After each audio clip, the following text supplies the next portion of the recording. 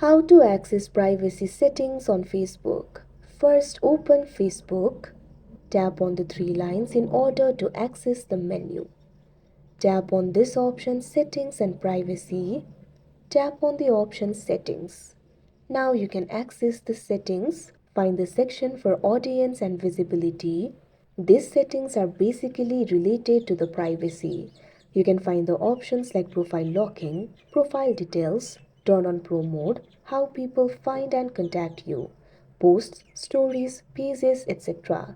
By controlling the settings, you'll be able to control the privacy of your Facebook account. Likewise, if you want to access the privacy policy, scroll down.